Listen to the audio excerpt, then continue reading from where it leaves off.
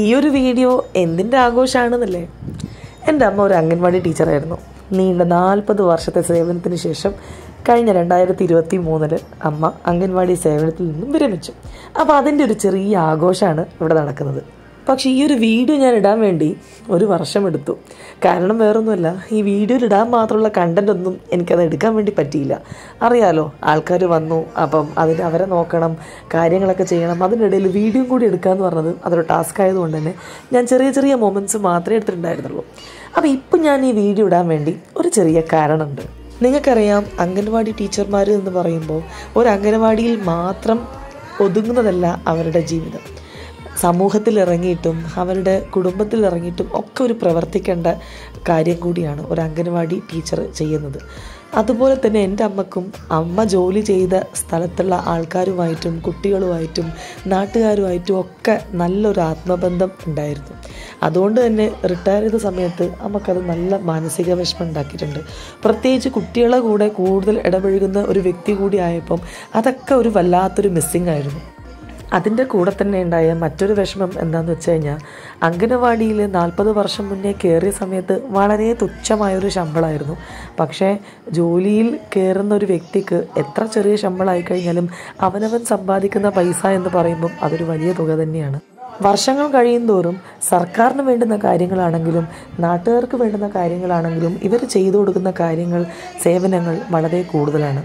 അതിലിവരാരും ഒരു കോംപ്രമൈസും ചെയ്തിട്ടുണ്ടായിരുന്നു. എനിക്കിപ്പോഴും ഓർമ്മയുണ്ട്, സെൻസസ് എടുക്കാൻ പോകുന്ന സമയത്ത് എന്ത് വയ്യാന്നുണ്ടെങ്കിലും വെയിലാണെങ്കിലും മഴയാണെങ്കിലും അതും വെച്ചിട്ട് പോയി അതിൻ്റെ കാര്യങ്ങളൊക്കെ നോക്കി അതിൻ്റെ റിപ്പോർട്ടാക്കുക, കണക്ക് എഴുതുക, രാത്രി മുഴുവൻ ഉറക്കൊളിച്ച് ഇരുന്ന് 3 മണി വരെയൊക്കെ ഇരുന്നിട്ട് എഴുതുകയൊക്കെ എനിക്കിപ്പോഴും ഓർമ്മയുണ്ട്.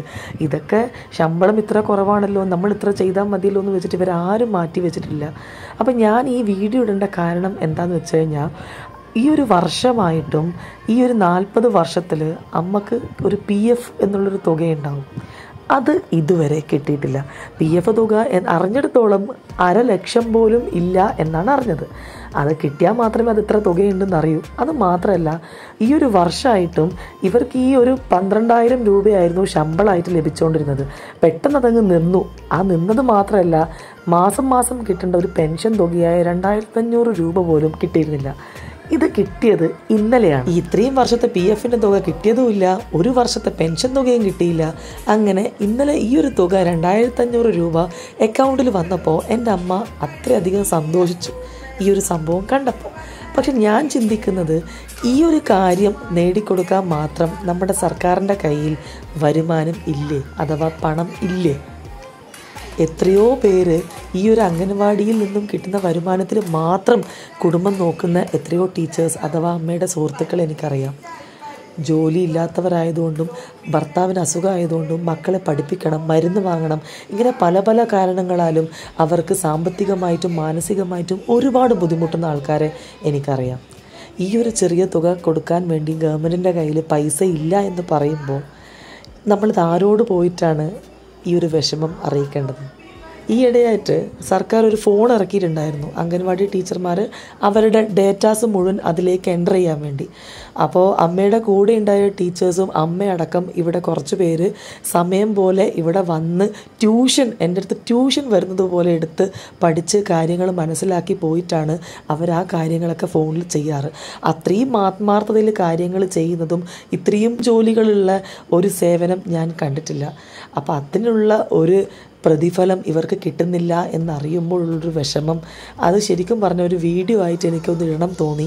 അതുകൊണ്ടാണ് ഇന്ന് ഈ ഒരു കൊച്ചു വീഡിയോ ആയിട്ട് ഞാൻ നിങ്ങളുടെ മുന്നിൽ വന്നത്. ഏറ്റവും കൂടുതൽ എന്നെ അത്ഭുതപ്പെടുത്തിയത് നാട്ടുകാരുടെ ബർത്ത്ഡേയും അതുപോലെ തന്നെ ആ ഒരു ഏരിയയിലുള്ള ആൾക്കാർ എപ്പോൾ പ്രസവിക്കുന്നോ എല്ലാത്തിൻ്റെ ഡീറ്റെയിൽസും എപ്പോൾ അവർക്ക് കുത്തിവെപ്പ് നടത്തണം ഇതൊക്കെ കൃത്യമായിട്ട് അമ്മക്കറിയാം. എത്രമാത്രം ആത്മാർത്ഥതയിലാണ് അതൊക്കെ ചെയ്യുന്നതെന്ന് ആലോചിക്കുമ്പോൾ തന്നെ ഭയങ്കര ഒരു സംഭവമായിട്ട് തോന്നാറുണ്ട്. അമ്മ മാത്രമല്ല, കൂടെയുള്ള ഒരുവിധം അധ്യാപകർ മുഴുവൻ അങ്ങനെ തന്നെയാണ്. അപ്പോൾ ഇങ്ങനെ ചെയ്യുന്ന ആൾക്കാരുടെ ഇതുപോലുള്ള ചെറിയ കാര്യങ്ങൾ തടസ്സപ്പെടുത്തുന്നതിൽ എനിക്കത്ര നല്ലതായിട്ട് തോന്നുന്നില്ല. അപ്പോൾ നിങ്ങളിതിൽ സപ്പോർട്ട് ചെയ്യുകയാണെങ്കിൽ തീർച്ചയായും ഈ വീഡിയോ ഒന്ന് ഷെയർ ചെയ്യുക. എന്തെങ്കിലും അഭിപ്രായം ഉണ്ടെങ്കിൽ കമൻറ്റ് ചെയ്യുക.